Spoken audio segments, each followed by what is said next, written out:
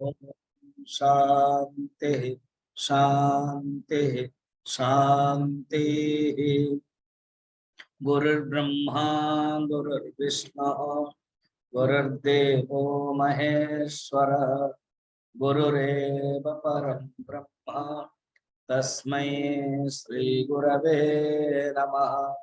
समस्त जन कल्याणे निरतं करुणामयम् नमामि चिन्मयं देवं सद्गुरुं ब्रह्मविद्वरं वसुदेवसुतं देवं कंसचाणूरमर्दनं देवकी परमानन्दं कृष्णं वन्दे जगद्गुरुं कृष्णं वन्दे जगद्गुरुम्।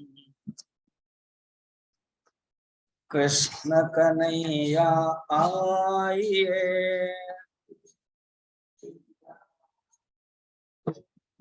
आकर दर्श दिखाए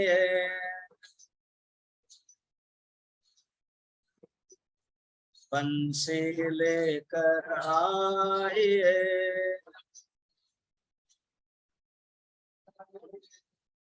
आकर गान सुनाए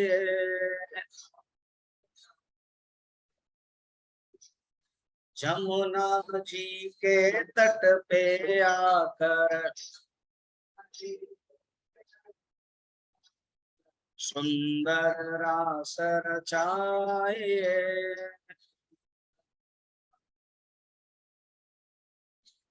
सुंदर रास रचाए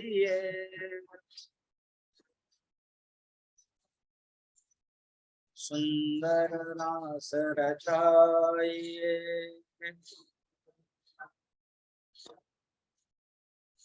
बाल बाल को संग ले आकर बाल बाल को संग में आकर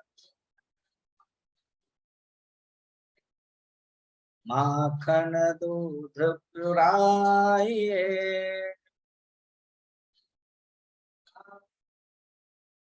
कृष्ण कन्हैया आइए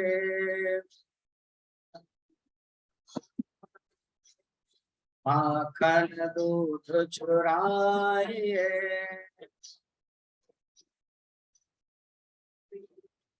रास रचाकर मुरली बजाकर रास रचाकर मुरली बजाकर राधा जी को नचाइए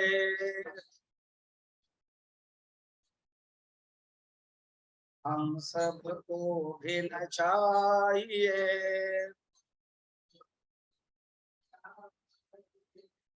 कृष्ण कन्हैया आइए। बोल वृंदावन बिहारी लाल के।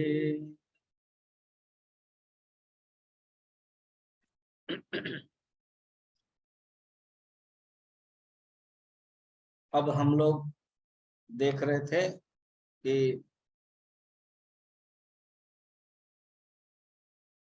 किस प्रकार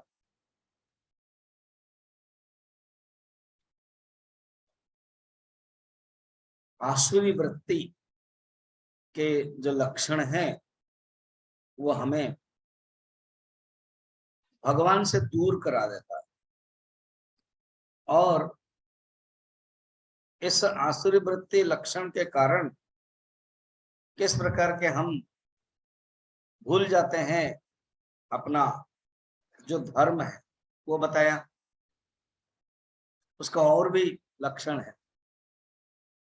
26 टोटल श्लोक है, 20 तक है, फिर 21 में एक फोकस करा देते हैं काम क्रोध लोभ के बारे में। तो उसको हम पढ़ लेते हैं। अब पढ़ते हैं श्लोक नंबर 14। 13 नंबर श्लोक में वस्तु के प्राधान्यता में बताया कि मनुष्य वस्तु को ही सब कुछ समझ लेता है, और कहता भी उसके जो लक्षण है वो क्या कहता है, देखो ना मेरे पास कैसा है, इदम अद्यम मया लब्धम इमं प्राप्स्ये मनोरथम, ये मनोरथ मैंने जो इच्छा किया वो मिला मुझे, इदम अस्ति इदमपि में भविष्यते पुनर्धनम, मेरे पास इतना है और आगे आ जाएगा, इतना और आगे मिल जाएगा। तो कहने का मतलब क्या है कि मनुष्य इस प्रकार के ही चिंतन में पड़ा रहता है, उसके लिए धन भोग वही इंपॉर्टेंट है। अभी 13 के बाद जो 14 नंबर है ना, 13 नंबर वस्तु का प्राधान्य, 14 नंबर अपने आप, अपने की प्राधान्यता, मैं कौन हूं। जो आजकल अगर मॉडर्न फिल्म देखोगे ना, उसमें भी यही है। पुराने में तो असुरों के बारे में वर्णन है, रावण आदि। रियली परशुराम जी को भगवान शंकर ने धनुष दिया था, कहा कि जो तुम्हें अधिकारी लगे उसको तुम देना।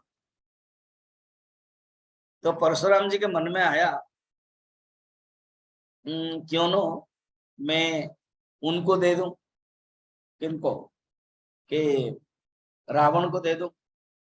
तो ने रावण को देने के लिए सोचा, मगर जब रावण को देने के लिए आए तो क्या हुआ,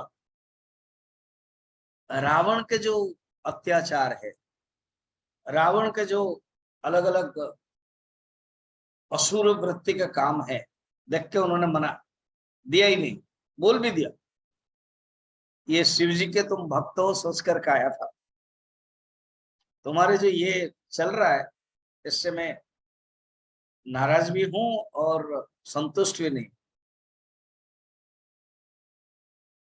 फिर मन में सोचा कि किसके पास जाए, इसको दे। देखिए परशुराम के गुरु शिव जी है, वो शिव भक्तों को ही देना चाहते थे, मगर उस समय जनक राज बड़े प्रसिद्ध थे, वो विष्णु भक्त है, फिर भी जनक राज के पास आए और क्षत्रियो को बहुत घृणा करते थे।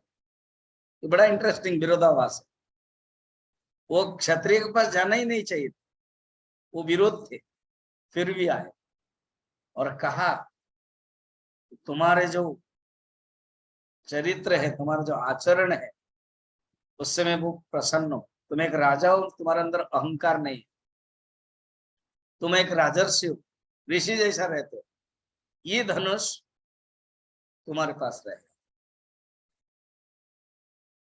और ये मैं तुझे बता देता हूं, तुम्हारी जो पुत्री बनकर के आए ना, योग माया आएगी, उनके लिए ये धनुष तो हल्का है, कोई बात नहीं है, बाकी कोई उठा नहीं सकता। और ये धनुष वो तोड़ने के लिए तुम पण करेगा, तभी पण कर रहे हैं। नहीं तो लोग सोचते हैं खाम खाई ये जनक राजा ऐसे कर रहे हैं, हमारे माता सीता शादी नहीं कर पा रहे, कारण उन्होंने परशुराम बोल के गए थे, और जो भगवान के अवतार है वही तोड़ सकता है और कोई नहीं। सोचो, तो जो अहंकार होता है ना, वो भगवान से दूर करा देता है। अभी 14 नंबर में क्या बता रहे कि तुम्हारे जो राक्षस प्रवृत्ति अपने आप को कैसे सोचता। श्री भगवान उवाच असौ मया हतः शत्रुः अनिष्ये चापरानपि ईश्वरोऽहमहं भोगे सिद्धोऽहं बलवान सुखे असौ शत्रु मया हत, इस शत्रु को मैंने मार लिया। ये आधुनिक फिल्म वाले ना जितने भी सब अलग अलग जगह पर तमिल का हो वो हो, सब ये विलियन बड़ा स्ट्रांग रहता है। इसको मारो उसको मारो ये मारो इसको मार दिया, मेरा नाम मुंबई में थरता है, मेरा नाम सुन के डॉन है भाई है, ये सब चलता है ना। तो जब देखोगे लगता है कि ये सब असुर वृत्ति का छोटा छोटा अंश इनके अंदर है। और अल्टीमेटली फिल्म में यही है कि लास्ट में मरेंगे, नहीं मरेंगे तो फिर क्लाइमैक्स मजा नहीं आएगा, मरना ही पड़ेगा। यही है भगवान कहते हैं असुर जो वृत्ति है और ये जो शरीर है किसी का भी नहीं रहा, खुद भगवान ने ही छोड़ दिए शरीर को। परीक्षित पूछ रहे सुखदेव जी को, भगवान इतने सुंदर जिसके जिस शरीर को देख के ही गोपियां सब लोग आकर्षित हो जाते थे, पशु पक्षी भी स्तब्ध हो जाते थे, ऐसे शरीर को उन्होंने रखा क्यों नहीं? तब उन्होंने कहा कि उनके पास सामर्थ्य नहीं था। हाँ, बचपन में ही पढ़ाई करते समय अपने गुरु पुत्र को ले आए, माँ के कहने पर 6 भाई को ले आए, तुमको तो भी दिया ना, जीवित करवाए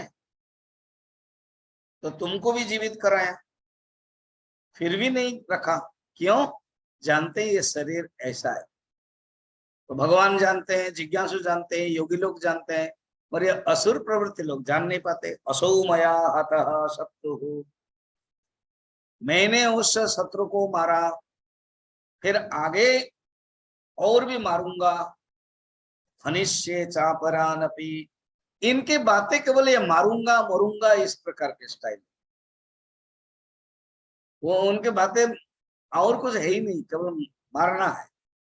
और अपने आप को बहुत ईश्वर माने, यहाँ पर स्वामी समर्थ, मैं ईश्वर हूं, अहम भोगी, मैं भोग करता हूं, सिद्ध हम, सिद्ध माने जो चाहता हूं वो मिलता है, बलवान सबके बलवान हूं, मेरे पास इतने सामान है, मेरे पास इतने लोग हैं, 500 मेरे अंदर पास में इधर उधर घूम रहे, ये जो भावना ये असुर प्रवृत्ति के भावना है।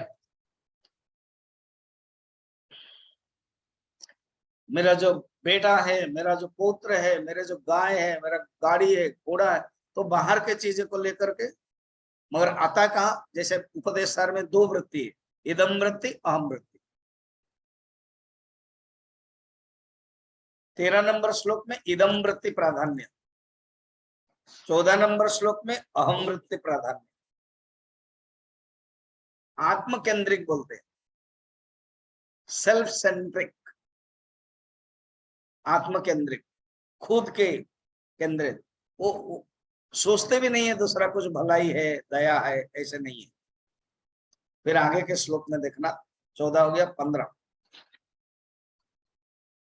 अब कुल को लेकर के कि मैं इस कुल में जन्म हुआ हूं, धन को लेकर के, और मेरे सामने मेरे समान कोई नहीं है, और मैं करता क्या हूं, ऊपर वाला क्या है, कुल धन को लेकर के, नीचे वाले में क्या क्या कर सकता हूं और मैं क्या क्या करता हूं।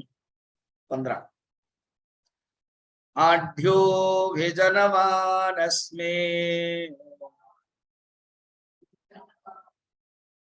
पुण्योऽस्ति सदृशो मया, यक्षे दास्यामि मोदिष्ये इत्यज्ञान विमोहिताः। आढ्य मने धन है, आढ्य धनी। कुछ कुछ संस्कृत शब्द व्यवहार नहीं होता है ना, पता नहीं चलता। आढ्य कि मैं धनी हूं, धन से संपन्न।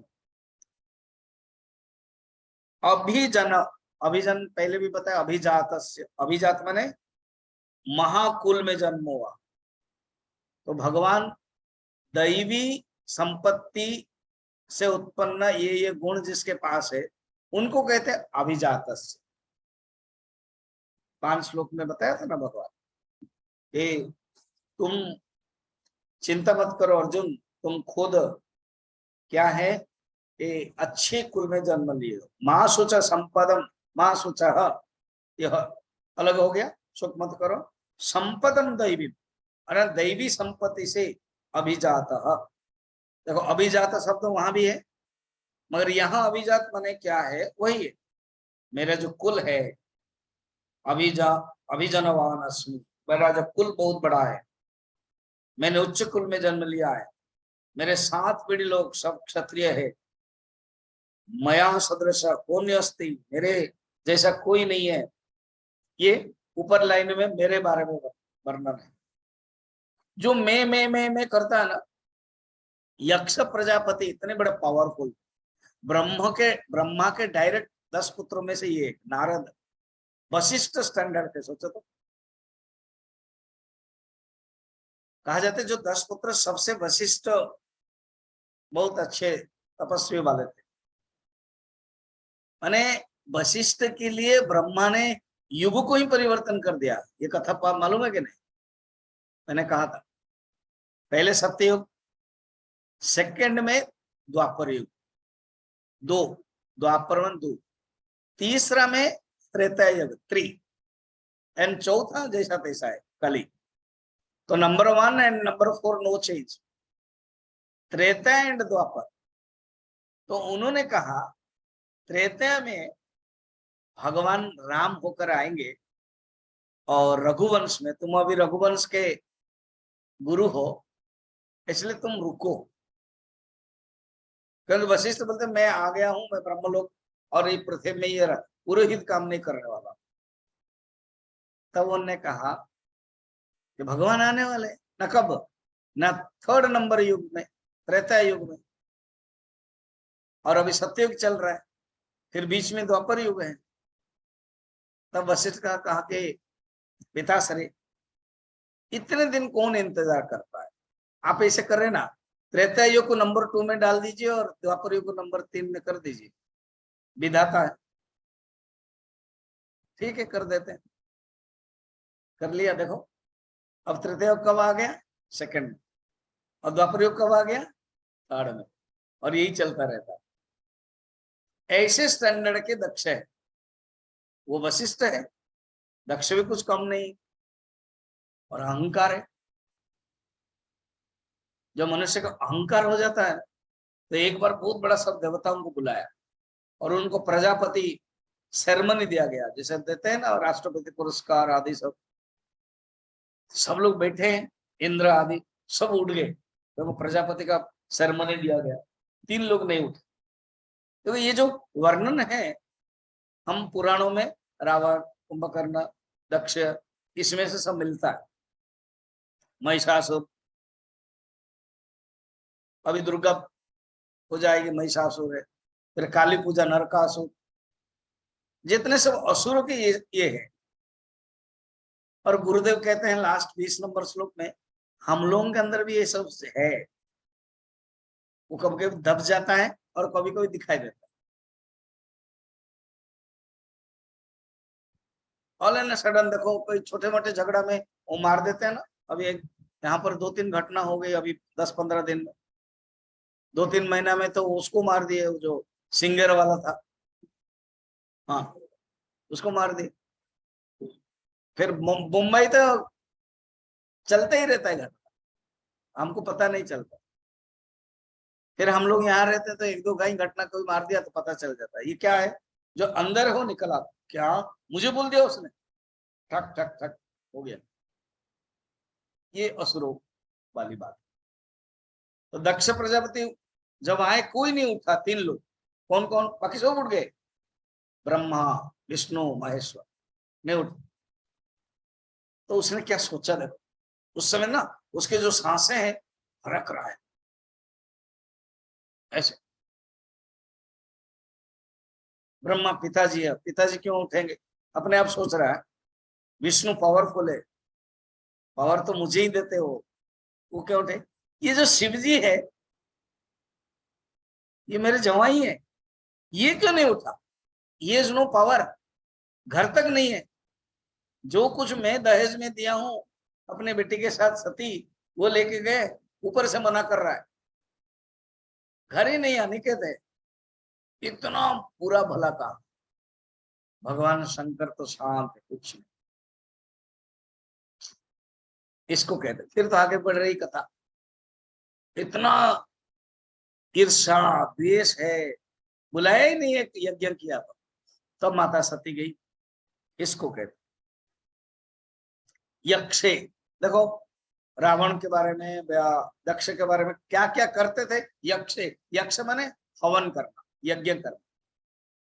देखो वहां उसी समय ना, त्रेता युग हो, द्वापर युग हो, सत्य युग में यज्ञ वॉज वेरी पावरफुल। जैसे अभी के मॉडर्न युग में अगर किसी के पास कोई एक अच्छा कंप्यूटर का नॉलेज है, फॉरेन में पढ़ करके आया है, एमबीए और क्या क्या सब, आजकल तो कुछ समझ में भी नहीं आएगा। सपोज लॉजिस्टिक कुछ किया है, लॉजिस्टिक होता है, मास कम्युनिकेशन, नए नए चीज उस समय हम लोगों के समय था ही नहीं। लगता है छोटा सा शब्द है, मगर उसके लिए 2 3 4 साल करना पड़ता है और धड़ाधड़ पैकेज मिल जाता है। हम लोग सोचते हैं कि क्या करता है कि उसको इतना पैकेज मिलता है। हमारी जिंदगी भर इतना नहीं कमा पाएंगे जितना वो 1 महीना में, 1 साल में कमा देते हैं, है ना। तो कलयुग में वो यज्ञ है, यज्ञ का फल। पुराने जमाने में यज्ञ से धन, द्रविणम यज्ञ, धन द्रविणम, पार्जापत्य, प्रजा, पार्जन्य, वर्षा, राजस्व यज्ञ, राज्य, अश्वमेध यज्ञ, राजत्व का अधिकार, ये सब और होता था रियल। सोचो तो, तक्षक को मारने के लिए जन्मेजय, अभी मैं कथा कर रहा हूं, समापन हो रहा है। जन्मेजय पावरफुल था, परीक्षित का बेटा। बोला मैं सर्प यज्ञ करूंगा। ब्राह्मण को बुलाया, परीक्षित चले गए, सुखदेव जी चले गए, इसने वहीं पर बैठ करके कर लिया। तो सब सांप गिरे, मंत्र से गिर जाते। एक तक्षक जो मेन कल्प्रिट है ना, वो आया ही नहीं। तो जन्मेजय पूछा क्यों नहीं आए ना, वो क्या है, वो इंद्र के जो आसन है उसमें लपटा हुआ है, इसलिए जब जो मंत्र है वो पावरफुल हो नहीं रहा है, वो आ नहीं रहा है। क्या करना चाहिए ना, एक मंत्र है क्या, देखो उस समय ऋषियों के पास क्या पावर है। इंद्र समेत तक्षकाय स्वाहा, इस मंत्र में इंद्र के साथ तक्षक आएगा। चलो मंत्र गाओ। देखो एक राजा है, वो इंद्र का भी स्वर्ग का को भी, इंद्र को भी डावाडोल करा सकते। मार्कंडेय ऋषि, अभी मैं पढ़ा रहा हूं, मार्कंडेय ऋषि तपस्या कर रहे थे, इंद्र खुद आए और कहा कि मैं हार गया, मैं हारा तू जीता, आप ले लीजिए इंद्र। अरे इंद्र कुछ नहीं चाहिए, ब्रह्मलोक में जो आनंद है वो कुछ नहीं है ये। तो पुराने जमाने में समझिए वो कहानी में क्या हो गया, वो जो उसके बाद क्या हुआ, क्या हुआ किसके बाद ना, वो सर्प यज्ञों का क्या किया ना, सर्प यज्ञों को इंद्र समेत यक्ष का, तो इंद्र का आसन डगमगा गया। तब बृहस्पति गुरु को बताया कि आप जाकर के कुछ बताओ। तब बृहस्पति आए, उनको समझाया। देखो पिताजी को जाना था, पिताजी दुखी नहीं हुए, वो तो ब्रह्मलोक प्राप्त कर लिए। तक्षक मरेगा भी नहीं है क्योंकि वो अमृत पिया हुआ है। खाम खाम तुम बिना कारण से अभी मार रहे हो, छोड़ो, ये सब अभिचार यज्ञ है, परंतु पिताजी जैसा ज्ञान प्राप्त करो। तब उन्होंने ज्ञान प्राप्त किया। यज्ञ तो एग्जाम्पल है, यज्ञ सब कुछ हो जाता था। जैसे आजकल के मॉडर्न कोई टेक्नोलॉजी ज्ञान प्राप्त किया तो सब कुछ मिलता था, ऐसे यक्ष दास्यामी, बहुत कुछ मैं दूंगा, मोदिष्य मैं खुश होऊंगा, इति अज्ञान विमोहिता, ये अज्ञान से ही विमोहित होकर रहते थे, ये बताया। अब आगे के श्लोक में बता रहे हैं क्या है। इस प्रकार के उनके जीवन है। हमेशा ही अज्ञान में रहते थे। देखो वो जब यज्ञ करते थे ना, तो यज्ञ भी तामसिक यज्ञ, यज्ञ 3 प्रकार, सात्विक, राजसिक, तामसिक। जब दान भी देते थे तो दान भी 3 प्रकार, सात्विक, राजसिक, तामसिक। इसलिए 17 चैप्टर में अभी सब आएगा, जो कुछ बचेगा वो 18 चैप्टर में आएगा। फिर यज्ञ, दान 3 प्रकार, सुख भी 3 प्रकार, मोदेश मैंने सुख, आनंद, सुख भी 3 प्रकार, ज्ञान भी 3 प्रकार, सात्विक, राजसिक, तामसिक। तो ये सब 3 प्रकार का या लक्षण बताते। ये जो 15 नंबर में है, जो कह रहा कि मैं कर रहा हूं, तो वो क्या है ना, वो कहते हैं केवल तामसिक वाला। ये तामसिक ज्ञान, ये तामसिक ये बता रहे। चलिए अब 16 में बता रहे हैं। 16 में क्या बता रहे हैं? इस प्रकार अज्ञान के कारण जब मनुष्य का इति अज्ञान विमोहिता, अज्ञान से विमोहित है, अज्ञान के कारण विवेकहीन व्यक्ति मोह प्राप्त जब करता है, उसका परिणाम क्या होता है? जो मोह प्राप्त करता है उसका परिणाम क्या होता है? उसका कहां पर पहुंचते, कहीं तो कहीं जाएंगे। जैसे कोई शराब पिएगा तो उसका परिणाम क्या होगा? मृत्यु, जल्दी रोग हो जाएगा, किडनी इफेक्ट होगा। तो इसी प्रकार भोग करेगा, असुर वृत्ति करेगा, परिणाम क्या है? पूरा डायरेक्ट बता दिया, परिणाम नरक मिलेगा, नरक गति। 16 नंबर में परिणाम, अनेक चित्त विभ्रांता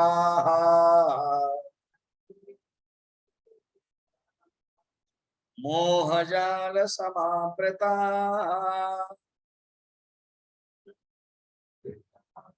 प्रसक्ता काम भोगेशु पतन्ते नरकेषु च। अनेक चित्त विभ्रांता, जो अज्ञान होते हैं ना, उनके चित्त में अनेक दुष्ट संकल्प रहता है, मनोरथ रहता है, ये करूंगा वो करूंगा, विचार बहुत रहता है।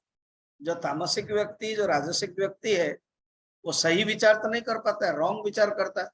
तो वो विभ्रांता, धर्म के बारे में, धन के बारे में, संसार के बारे में, तो विभ्रांता। फिर मोहजाल समाप्रता, तो ऐसे विभ्रांत में रहते हैं। तो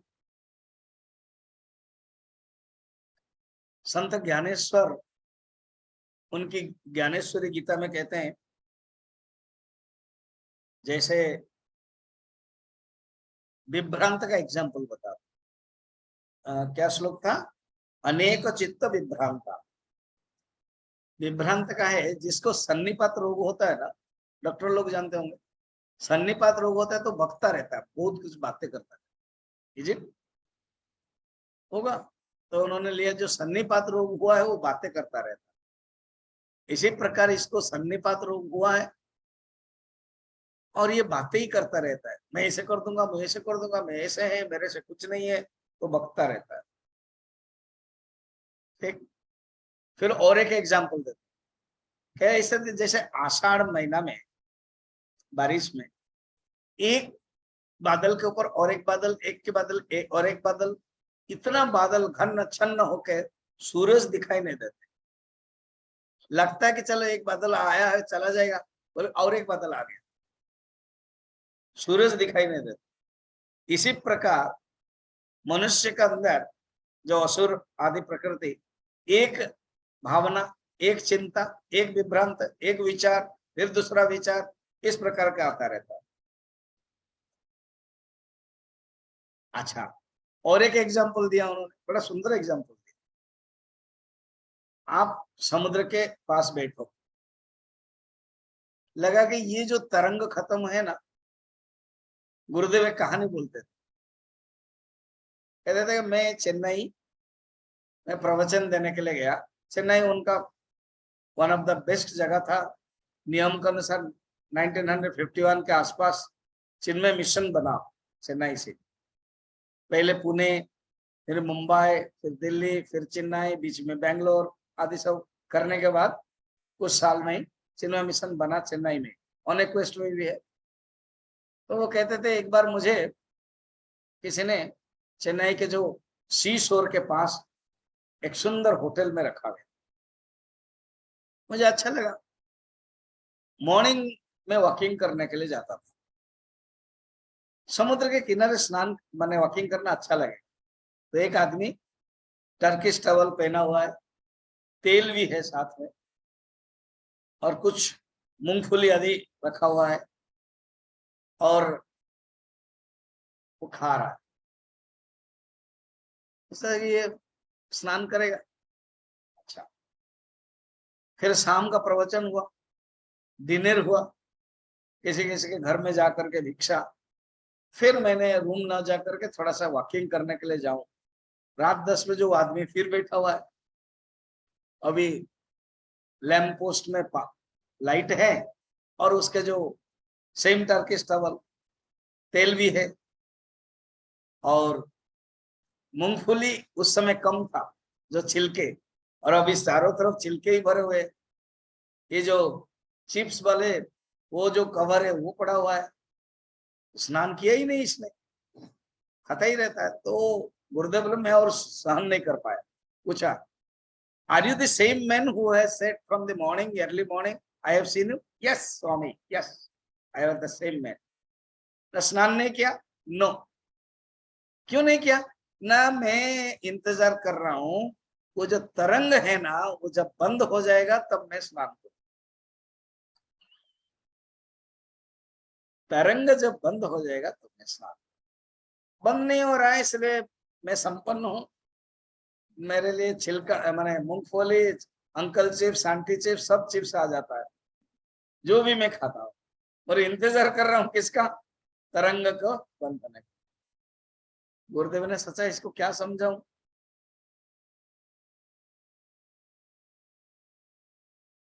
फिर भी गुरुदेव रह नहीं पाते हैं ना। कि देखो तरंग को भी बंद नहीं होने वाला है। जब तरंग ऊपर आता है तुमको नीचे होना पड़ेगा, और जब तरंग नीचे होता है तुम ऊपर होना पड़ेगा। ये आर्ट ऑफ स्विमिंग इन सी। हमारे असुर के जीवन में भी एक के बाद एक तरंग आते रहते, कभी बंद ही नहीं होता है, आगे ही बढ़ता रहता है, कामना पूर्ति ही नहीं है। इस प्रकार अनेक चित्त विभ्रांता मोह जाल समाप्रता। मोह जाल समाप्रता है, मोह के जाल में वो का बंधा हुआ है। प्रसक्ता काम भोगेशु, प्रसक्त काम भोगेशु, काम भोग में आसक्त है। काम भोग ही सब कुछ है।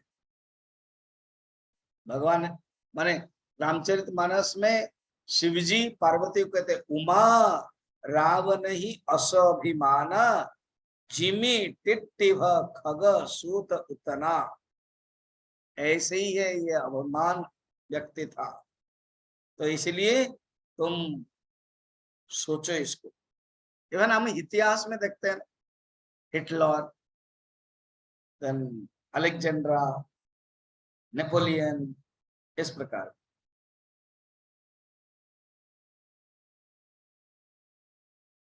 मेघनाथ रावण का भाई पुत्र था। उसने भी यज्ञ आदि सब करके विभीषण ने समझा दिया, प्रभु ये अगर ऐसे अभिचार यज्ञ करेगा तो उसको जितना मुश्किल है उसका भंग कर देना चाहिए। तामसिक यज्ञ है, भंग किया। बाद में सच में अंतिम में आपको पता है कि नहीं, मेघनाथ समझ गए कि राम और लक्ष्मण कौन है। समझ गए। कहा भी पिताजी समझे बिल्कुल, माने नहीं कि तुम्हारा चित्त विभ्रांत हो गया। खुद ही उनको बोल दिया, मरोगे। उनको अपमान किया। मुझे पता नहीं था कि तुम इतना शत्रु बनेगा मेरा पुत्र बन करके। शत्रु की प्रशंसा कर रहा। तब कहा कि नहीं पिताश्री, जो सही है, जो मैं देखा हूं, कारण मैं ब्रह्मास्त्र छोड़ा तो भी ये घूम करके परिक्रमा करके आ गया, तो लक्ष्मण कोई साधारण नहीं है। उसके पहले भी हम लोगों ने बहुत कुछ कर लिया था। जब मैंने शक्तिवेद किया था, मैं उठा नहीं पाया, हनुमान जी उठा के लेके गए। तो ये भगवान ही है, वो अनंत नाग शक्ति है लक्ष्मण, और विष्णु के अवतार है। अगर है तो शत्रुता हो गई, अब युद्ध तो करना ही है। अगर वो भगवान है, अच्छा है, तुम भी युद्ध करो, और मरोगे तो उनके द्वारा मारा जाओगे तो मुक्त होगे, मैं भी मुक्ति होऊंगा। वो ऐसे ही जिद्द था। इस प्रकार के अनेक चित्त विभ्रांता मोह जाल समाप्रता एवं प्रसक्त काम भोगेशु। कल हम लोग रावण की कथा देख रहे थे, किस प्रकार के काम भोग के आसक्ति के कारण। नहीं तो रावण के पास इतनी ताकत थी, कहा जाता है कि स्वर्ग तक वो सीढ़ी दे सकता था। कहने का मतलब कल्पना है, कथा है, हो सकता था, माने पावर है। इतने तपस्या किया था 30,000 साल, और उसने क्या किया, काम भोगेश प्रसक्ता। ऐसे व्यक्ति नरक के अशुचो, अशुचो माने अपवित्र नरक में पड़ा रहता है। जिस नरक में विष्ठा, मूत्र, कफ आदि बने हुए वैतरणी नदी आदि वर्णन है। मैं आपको थोड़ा सा नरक के बारे में बताता हूँ, ज्यादा नहीं बताऊंगा क्योंकि डर लगेगा। भागवत के पंचम स्कंद में वर्णन है, तो थोड़ा सा बताते हैं। ऐसे तो 84 टाइप्स के है। कितने? 84। भागवत में कम है, 27 है, 27 है। ठीक है।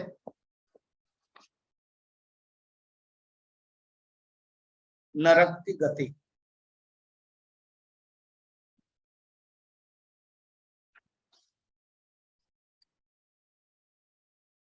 यहाँ 21 प्रकार के नरक। समझिए ये सब होता है क्या? है, होता है। गिना देता हूं। तामिश्र, अंध तामिश्र, रौरव, महारौरव, कुंभीपाक, कालसूत्र, असीपत्रपन, शुकरमुख, अंधकूप, कुर्मी भोजन, संदस, तप्तसूर्णि, ब्रजकंटक सालमलि, बैतरणी, पियोद, प्राणरोध, विशासन, लालाभक्ष, सारमयादन, अबची, अयपान, क्षारकर्तम, रक्षोगण भोजन, शूलप्रोत, दंदशोक, अवट निरोधन, पर्यावर्तन, सूचिमुखी। इस प्रकार के 7। तो 7 और 21, 28 नरक है। कुछ कुछ बता देता हूं। जो दूसरे के धन चोरी किया, दूसरे के संतान हरण किया, दूसरे के स्त्री हरण किया, उसको तामिश्र नरक मिलेगा। ठीक। जो दूसरे को धोखा दिया, उसको अंध तामिश्र नरक मिलेगा। जो पुरुष राजा कर्मचारी होकर के निरपराधी को दंड दे दिया, उसको शुकर मुख मिलेगा। ऐसे जो यज्ञ न करके, पंच यज्ञ न करके, खुद दूसरे को न दे करके खुद खा लिया, उसको कृमि भोजन नरक मिलेगा। जो जीव को हत्या करता है, हिंसा करता है, उसको अंधकूप नरक मिलेगा। जो राजपुरुष ब्राह्मण होकर भी अपने मर्यादा पालन नहीं करता है, धर्म मर्यादा को पालन नहीं करता, वो बैतरणी नदी में फेंक दिया जाएगा। उसमें क्या है? मल, मूत्र, पीव, रक्त, केश आदि सब गंदे चीजें ही है।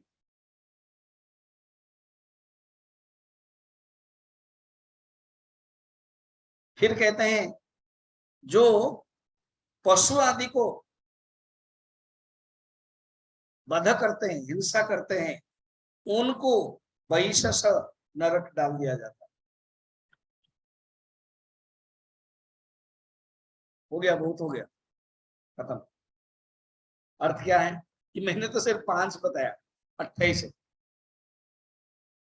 उसका सुखदेव जी बताते हैं, इसीलिए हम वर्णन किया हुआ शास्त्र में, गरुड़ पुराण में है, अनेक पुराणों में नरक वर्णन है, गरुड़ पुराण में ज्यादा है। जो मर जाता है ना, मरने के बाद गरुड़ पुराण पढ़ा जाता है, वो उसमें वर्णन है, आत्मा अनात्मा के बारे में वर्णन है, स्वर्ग नरक गति का वर्णन है। इसीलिए वर्णन करते हैं कि मनुष्य गलती काम न करे, बस ये बताने।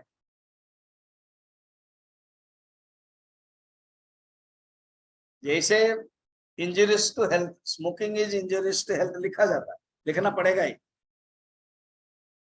अल्कोहल के ऊपर भी लिखते हैं, लिखना पड़ेगा, मगर एडवर्टाइजमेंट भी होता है। और ये दिल्ली का केस कुछ समझ में भी नहीं आता क्या चल रहा, शराब का केस है ना, बंटवारा। तो ये न करने के लिए बताया गया। ये जितने नरक वर्णन है डिटेल, पूरा एक अध्याय ले लिया कि मनुष्य सजग रहे, मनुष्य धर्मपरायण, मनुष्य को डर लगे, इसीलिए बताया गया। ठीक, यहां तक हो गया। अब है 17। आत्म संभाविता स्तब्धा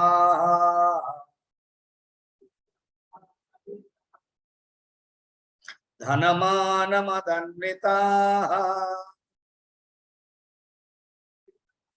यजन्ते नाम यज्ञैस्ते दम्भेना विधि पूर्वकम।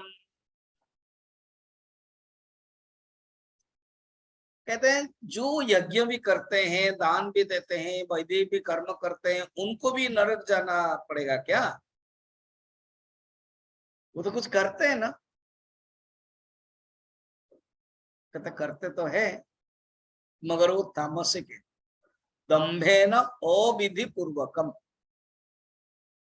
17 अध्याय में यज्ञ के बारे में बताएंगे, तामसिक यज्ञ, राजसिक यज्ञ, सात्विक यज्ञ। तो वो जो सात्विक तामसिक यज्ञ का नियम है, अविधि पूर्वक, मंत्रहीनम, क्रियाहीनम, अदक्षिणम वर्णन है। अच्छा, अब ये लोग कैसे करते हैं? आत्म संभाविता, अपने आप को गुण संपन्न मान करके, अपनी बड़ाई करने के लिए आत्म संभाविता। ठीक, फिर धनमान मदन्विता, धन से मदन्वित हो जाते थे। भागवत में द्वादश स्कंद में कलयुग का वर्णन है, पहला ही द्वादश स्कंद का पहले ही अध्याय, फिर दूसरा अध्याय, फिर तीसरा अध्याय में सुखदेव जी कहते हैं ऐसे असुरों का जब बढ़ जाता है ना लोग, और पृथ्वी के ऊपर जबरदस्त जबरन अत्याचार करने लगते हैं, तो पृथ्वी माँ क्या कहती है वो वर्णन है। कहते हैं वो अपने आप को समझते हैं कि मुझे अधिकार कर लिया, और ये तो खुद काल के अधिकार है। कुछ दिन के बाद कहा मुझे अनादिकाल से मनु से लेकर के अनेक राजाओं का नाम गिनाते, कहाँ है? कोई नहीं है, सब नाम है, सिर्फ उनका नाम है। तो पृथ्वी कहते मैं हंसती हूं उनके अहंकार के ऊपर, कि वो सोचते हैं कि मैं राजत्व कर रहा हूं, कोई नहीं रहेगा इस संसार में, सब चला जाएगा। ये नियम है। क्यों? क्योंकि स्तब्धा, जड़ता, स्तब्ध माने जड़, उनके अंदर कोई ज्ञान नहीं है, विनय नहीं है, नम्रता शून्य है, वो विनय भाव बिल्कुल नहीं है। धन के कारण मान और मद है। धन के मान माने मेरे पास इतना है, और मद माने नशा में चूर है, घमंड है। यजन्ते नाम यज्ञ, वो जो यज्ञ करते हैं, वो जो दान करते हैं, दंभे न अविधि पूर्वकम, वो दंभ से करते हैं और अविधि पूर्वक कम करते हैं, अपने नाम के लिए करते हैं। शास्त्र तो यज्ञ अंग और नियम वो कुछ नहीं है, शून्य है। ये है नियम। क्योंकि शास्त्र में यज्ञ करने का जो मंत्र, होम, ऋतिक का उपेक्षा करते हैं। अगर ब्राह्मण बोलता है कि ऐसे से करना चाहिए, वो नहीं मानते, अभी अभी आधा घंटे में खत्म करो। इस प्रकार के अविधि पूर्वक नियम के अनुसार नहीं करते हैं। उनका जो जीवन है वो केवल दिखावा के लिए। वो लोग ना परलोक को जाते हैं ना इहलोक को जाते हैं। 17 अध्याय में आप देखोगे लास्ट में भगवान के कहेंगे भी, ऐसे व्यक्ति 17 के 28 में देखना, क्या अश्रद्धया हुतम दत्तम, अश्रद्धा से जो करता है, तप्तम कृतम चयत असिद्ध इति उच्यते पार्थ, न च तत्प्रेत्य नो इह। न इस जन्म में उनको मिलेगा, ना नेक्स्ट जन्म में उनको मिलेगा, क्योंकि वो इस प्रकार के करते हैं। परलोक में सुख नहीं मिलेगा, इस लोक में भी सुख नहीं मिलेगा। अब 18 नंबर श्लोक में कहते हैं, अहंकारं बलं दर्पं कामं क्रोधं च संश्रिताः मामात्मपरदेहेषु प्रदिस्वन्तोऽभ्यसूयकाः अहंकारं बलं दर्पम।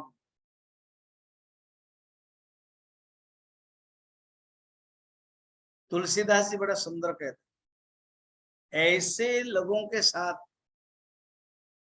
बास मत करो, तुम्हारा मन ही खराब हो जाएगा। बरु भल बास नरक करता था, हे तात, बरु मने बरम, तो नरक में बास करना अच्छा है, भला अच्छा है। दुष्ट संग जनी दे विधाता, अगर दुष्ट संग के साथ दिया विधाता तो बड़ा ही मूर्ख है। वो दे दे विधाता, वो दे दे स्वीकार है, मगर नरक स्वीकार नहीं है। क्योंकि नरक में चांसेस है क्या, देखो नरक सुनने के बाद कुछ खराब नहीं सोचना चाहिए। नरक क्या है, वॉशिंग मशीन। वॉशिंग मशीन क्या होता है ना, वॉशिंग मशीन से करते क्या है, कपड़ा साफ करते, गंदे कपड़े को साफ करते। बस नरक में गंदे मन को साफ किया, वहां भी एक ड्रेस मिलता है, वो है नारका, नारकमय शरीर, यातनामय शरीर। जैसे अभी आप आईसीसीयू घुसोगे, जो डॉक्टर है वो अपना एप्रोन पहनते, ग्लोव्स पहनते, मुख में भी पहनते। आप भी कहीं देखने के लिए जाओगे तो वो आपका जूता निकालना पड़ता है, उनका जूता पहनना है, ग्लोव्स भी पहनना है, फिर एक एप्रोन भी देंगे। तो ये क्या है ना, हॉस्पिटलमय शरीर है कि नहीं, हॉस्पिटलमय शरीर। अच्छा, आप कभी कोल माइंस के अंदर गए, उसमें भी क्या करते हैं, वो आपको एक हेलमेट देंगे, फिर वो देंगे, तो क्या कोल माइन शरीर। अच्छा, जहां कारखाना भी होता है, घूमने के लिए कभी गए होंगे तो हेलमेट देते हैं, फिर ड्रेस भी देते हैं, पहनना पड़ता है। वैसे ही है, ये शरीर तो यहाँ रह गया, वहां एक शरीर देते हैं, वो यातनामय शरीर, वहां भोग करना पड़ता है। पुराने जमाने में आपने देखा होगा, आपके समय में गांव में भी होता है, कपड़े को साफ करने के लिए एक बहुत बड़ा पत्थर रहता है, तालाब के पास, नदी के पास पत्थर, या तक गांव घर में। और वो जो पुराने जमाने का जो साफ करने का जो मेथड होता है, बड़े बड़े मोटे मोटे सब, एक पाउडर होता है, कौन से पाउडर, वॉशिंग पाउडर जैसा, उसको गर्म पानी में डालते हैं और उसको दो प्रकार के मेथड होता है, एक पकड़ते और मारते हैं, इसको ही धोबी पछाड़ दो कुश्ती में, है ना, पीटते। तो यातना में शरीर को भी ऐसे कर, यमदूत लोग आते हैं, पीटते और बोलते हैं तुम मुझे पीटा क्यों, तुमने क्या किया था, उनको क्यों मारा था, तुमने ये किया था, उसको याद नहीं रहता था, वो याद करके बोला तुमने ये किया था, तुमने वो मारा था। अच्छा, एक दूसरा होता है, एक लकड़ी का एक रहता है डंडा पकड़ने का, बस उसी को मारते हैं, कपड़े को, उसके बाद वो कपड़ा चमकता है या नहीं, फिर निचोड़ते हैं, फिर धोते हैं, फिर देते हैं तो चमकता है। ऐसे ही है ये जो यातनामय शरीर देते हैं, इससे मन के अंदर जो गंदगी है वो निकलता है। ये नरक कोई खराब नहीं है, ये वॉशिंग मशीन, वॉशिंग मशीन, ठीक। फिर आगे, अहंकारम बलम दर्पम, ये जो अहंकार है वो क्या है ना, उसके पास अहंकार समुद्र है, बलम दर्पम काम क्रोधम च संसिता मामात्म माम आत्मानम। और वो क्या कर रहा है, इसी के कारण ना मुझे, मैं जो अंदर हूं ईश्वर के रूप में, भगवान कह रहा मैं जो ईश्वर के रूप में हूं मेरे अंदर, और जिसको मारता भी है उसके अंदर भी ईश्वर है, वो नहीं देखते। वो साधु संत के गुणों में भी दोष देखते हैं, अभ्यसूय का। असूया माने क्या है, एक होता है ईर्षा और एक होता है असूया। ईर्षा उसको कहते हैं कि दूसरे के पास है संपत्ति, उसको लेकर के मुझे ज्वलनात्मक वृत्ति आना। और असूया क्या है, उसके जो गुण है वो न देख करके उसके खराब खराब चीजें ढूंढना, दोष देखना, ये है असूया। ऐसे अभ्यसूया का व्यक्ति है। फिर अच्छा, प्रभु पर विदुषचंद्र, और आप करते क्या ना, आगे के जो श्लोक है ना, मैं उनको मारता हूं बोलते हैं, मैं उनको भेज देता हूं। आत्मान माम, मुझे द्वेष करते हैं, वो समझते नहीं है क्या है उनके अंदर। वो कहते देखो गुण, अभी जो 18 नंबर श्लोक में कितना गुण बता दिया, अहंकार 1, बलम 2, दर्पम 3, काम 4, फिर काम से फिर क्रोध होता है। तो संत ज्ञानेश्वर एक एग्जाम्पल देते हैं, क्या, तेल, एक गोदाम के घर है जिसमें तेल के है डिब्बा, हो गया, और डिब्बा भी प्लास्टिक में, आजकल वो स्टील वाला या टीन वाला, टीन बने प्लास्टिक का, बहुत पतला है। एक है गोदाम माने बंद कटोरी, दूसरा है प्लास्टिक में भरा तेल, ठीक है। और थोड़ा समझने के लिए पेट्रोल पकड़ लो, थोड़ा मुश्किल है। तीसरा है गर्मी का दिन, चौथा है थोड़े से आग लग गई, बताओ उसके बाद क्या होगा। ऐसे ही मनुष्य का अहंकार है, बलम है, दर्पम है, कामम है, उसके बाद क्या होगा, क्रोधम है, पूरा मनुष्य।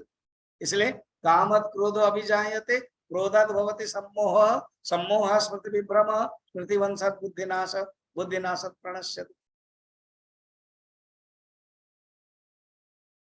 और वो मेरे साथ वैर रखते हैं, मुझे वो जो आत्म तत्व है वो चिंतन नहीं करते, मैं जो सबके अंदर हूं नहीं करते।